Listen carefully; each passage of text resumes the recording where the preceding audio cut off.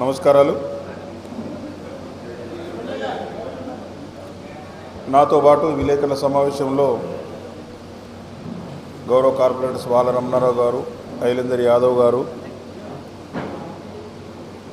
కొండపల్లి సతీష్ గారు, గంధె మాధవి మహేష్ గారు, మేచినేని అశోక్రావు గారు, సల్లా రవీందర్ గారు, గుగిల జయశ్రీ గారు, కచ్చు రవి గారు, మాధవి గారు, ఇట్ల అశోక్ గారు, దిండిగాల మహేష్ గారు, బోనాల శ్రీకాంత్ గారు, చంద్రమౌళి గారు, నాంపల్లి శ్రీనివాస్ గారు, కంసాల శ్రీనివాస్ గారు, టీఆర్ఎస్ నాయకులు కరీం గారు, హమీద్ గారు, అనిల్ గారు, నాగరాజు గారు పాల్గొనడం జరుగుతూ ఉంది. కాంగ్రెస్ పార్టీకి సంబంధించినటువంటి మంత్రి పొన్నం ప్రభాకర్ గారిని మరి వారి అనుచరులను సూటిగా కొన్ని ప్రశ్నలు మరి కరీంనగర్ నగర ప్రజల పక్షాన అడగదలుచుకున్నాం. ఎందుకంటే పదే పదే వారు కరీంనగర్ నగరంలోకి నగరపాలక సంస్థ విషయాల్లోకి కూడా వారు సందర్భం లేపైనా కూడా వారి అనుచరులతోటి వారు పలు సందర్భాల్లో మాట్లాడుతూ ఉన్నారు. ఈరోజు కరీంనగర్ నగరంలో 2017లో మా పాలకవర్గం రాకముందు 2017 జూన్ 23 2017 నాడు కేంద్ర ప్రభుత్వం కరీంనగర్ నగరాన్ని స్మార్ట్ సిటీగా ప్రకటించడం జరిగింది. దాని తదుపరి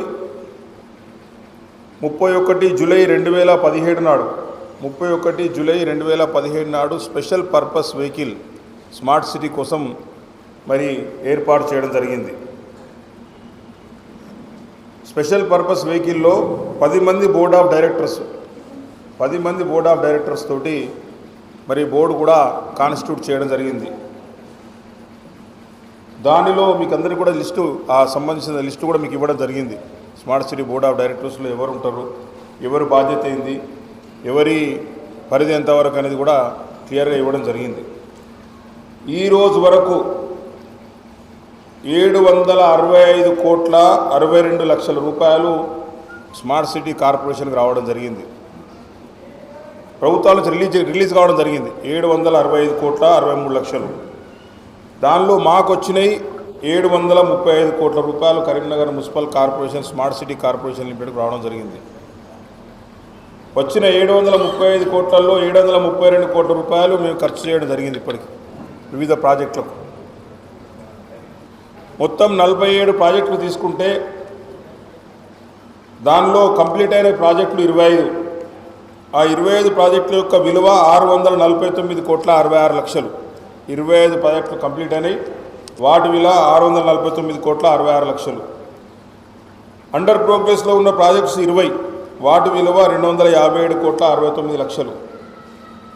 2 ప్రాజెక్ట్స్ టెండర్ స్టేజ్లో ఉన్నాయి, వాటి విలువ 27 కోట్ల రూపాయలు.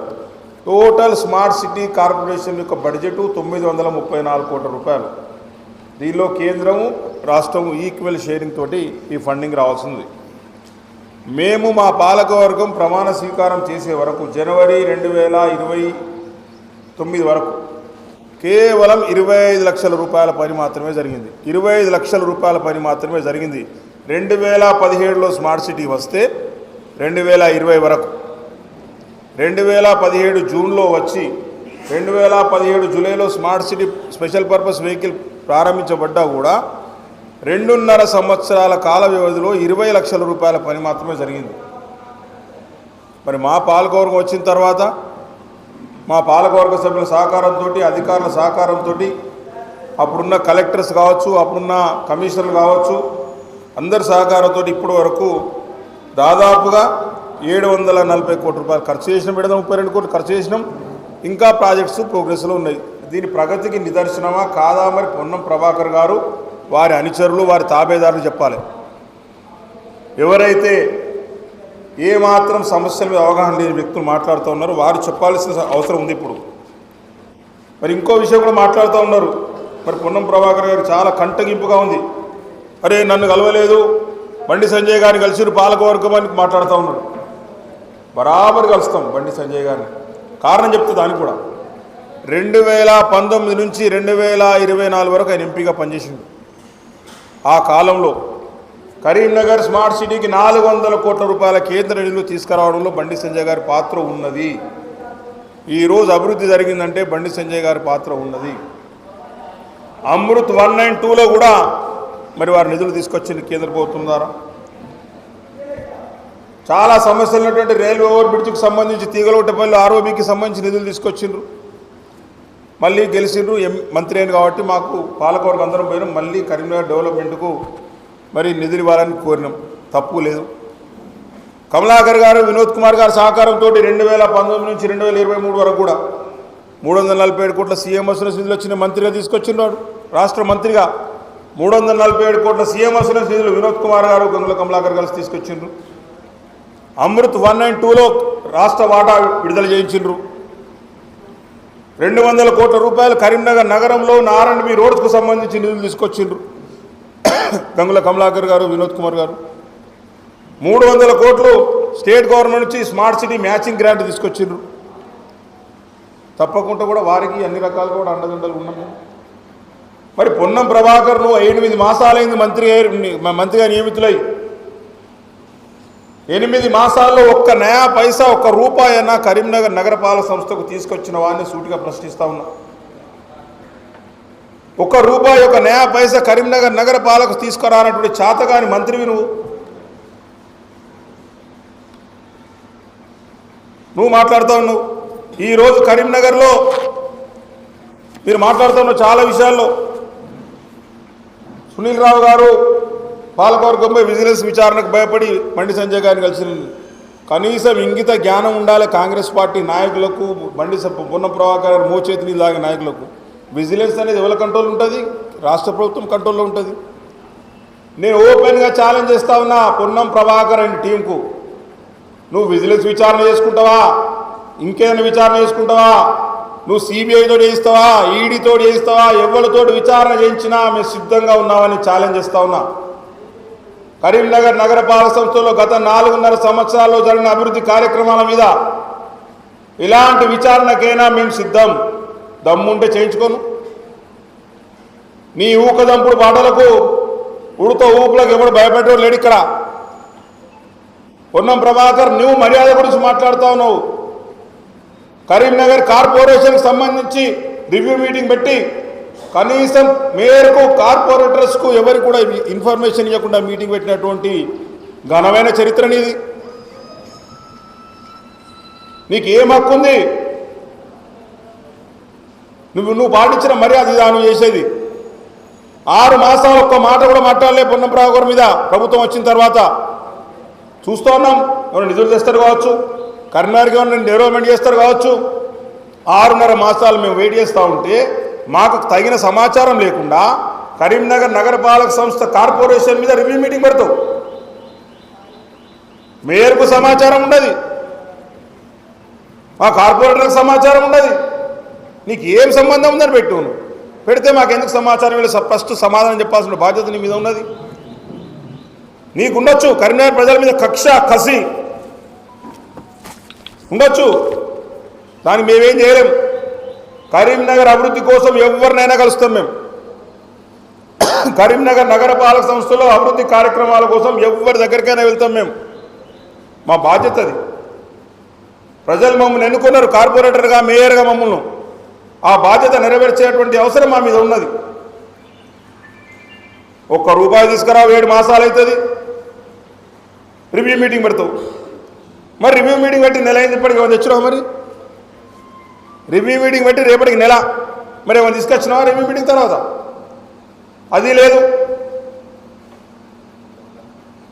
ఉండొచ్చు 3-4 సార్లు ఓడగొట్టిన కరీంనగర్ నన్ను కానీ కసి ఉండొచ్చు, కానీ కసి తీసుకునేది ఈ విధంగా కాదు. అభివృద్ధి చేయాలి, రాష్ట్ర ప్రభుత్వం ద్వారా నిధులు తీసుకురావాలి, పాలక వర్గాలు కలుపుకోవాలి, పాలకవర్గ సభ్యులతో మమేకమై అభివృద్ధి కార్యక్రమాలు చేపట్టాలి.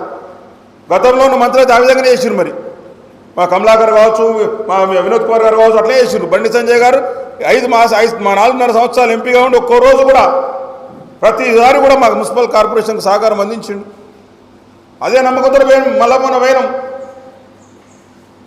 నువ్వు తీసుకురా నిధులు ఒక 200 కోట్ల రూపాయలు రాష్ట్ర ప్రభుత్వం ద్వారా తీసుకురండి, మీకు కూడా వెల్కమ్ చెప్తాం. అవేం లేవు. ఇంకా మాట్లాడతారు మన కాంగ్రెస్ నాయకులు కేబుల్ బ్రిడ్జ్ మీద మాట్లాడరేంది అని. కాంగ్రెస్ వాళ్ళకు కేబుల్ బ్రిడ్జ్ ఎవరు కట్టిందో తెలియదు, కేబుల్ బ్రిడ్జ్ ఎవరి ఆధ్వర్యంలో జరిగిందో తెలియదు. కేబుల్ బ్రిడ్జ్కి నగరపాలక సంస్థకి ఏమైనా సంబంధం ఉందా అండి? కేబుల్ బ్రిడ్జ్ నిర్మాణం చేసింది ఆర్ఎండ్బి డిపార్ట్మెంటు. కేబుల్ బ్రిడ్జ్ మీద ముక్కలు పట్టాయి, మేయర్ పట్టించుకుంటలేడు, మేయర్ మాట్లాడతలేడు అని మాట్లాడతారు. ఎక్కడ ఆర్ఎండ్బి రోడ్లో చిన్న పొక్క కనబడితే కరీంనగర్ మున్సిపల్ కార్పొరేషన్ ఏం చేస్తుంది? పట్టించుకుంటలేడు మేయర్ అని మాట్లాడతారు.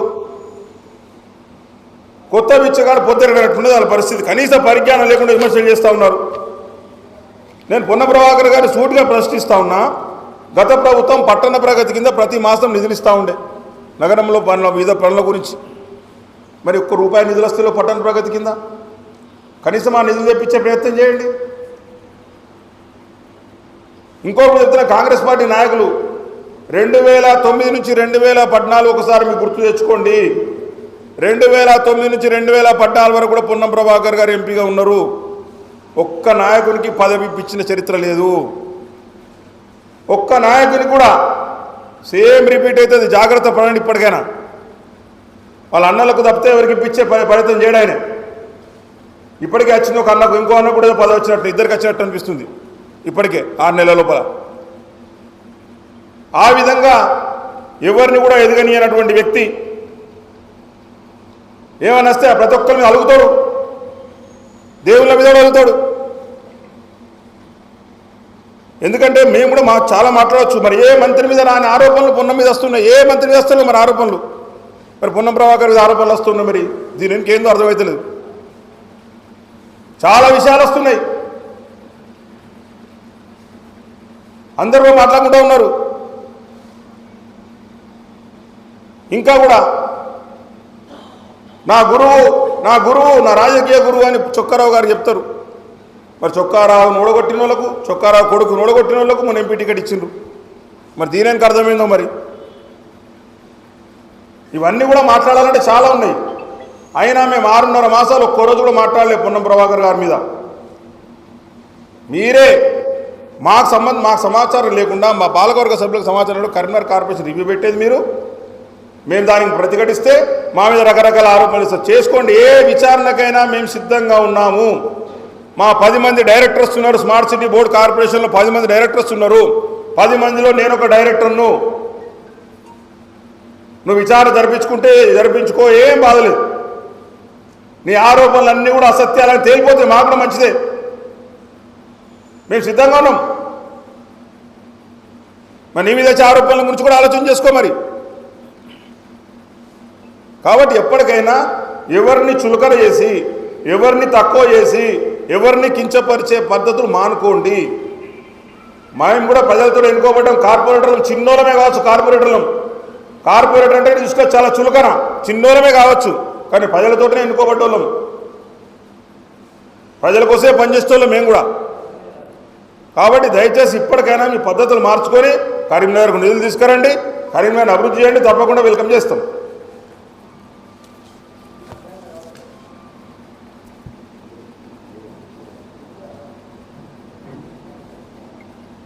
థ్యాంక్ యూ అందరికీ. ఎన్నికలప్పుడు చేసే విమర్శలకు ప్రాక్టికల్స్కు చాలా తేడా ఉంటుంది. ఇప్పుడు స్మార్ట్ సిటీకి సంబంధించి 400 కోట్లు కేంద్ర ప్రభుత్వం తెచ్చింది వాస్తవం. అవి మనకు ఆధారంతో సహా ఉంది. రైల్వే ఓవర్ బ్రిడ్జ్కి సెంట్రల్ రిజర్వ్ రోడ్ ఫండ్ నుంచి తీసుకొచ్చింది వాస్తవం. అవి కళ్ళ ముందు కనబడతా ఉన్నాయి. అమృత్ 1లో ఈరోజు ప్రతిరోజు మధ్యలో నీళ్ళు తాగుతున్నారంటే దానిలో కేంద్ర ప్రభుత్వం నిధులున్నాయి వాస్తవం. అమృత్ 2లో ఇప్పుడు కేంద్ర ప్రభుత్వం నిధులున్నాయి వాస్తవం. నేను భాస్కర్ గారు తప్పకుండా మేము అన్నదాలు వెనుక కూడా లేదు.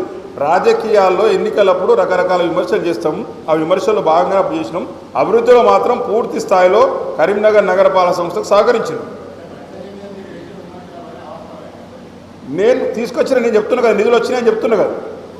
నిధులు వచ్చినాయి, తీసుకొచ్చిండ్రు, మాకు సహకరించారు. ఎక్కడ అడ్డుపులు వేయలే, ఏ రోజు కూడా ఎక్కడ అడ్డుపులు వేయలే. సహకారం ఉంది కాబట్టి నిధులు వచ్చినాయి. అభివృద్ధి జరిగింది, ఎక్కడ అడ్డుకోలే. అన్ని రకాలు కూడా సహకరించింది మా పాలకవర్గానికి. అందువల్ల ఈరోజు కరీంనగర్లో ఇంత అభివృద్ధి జరిగింది.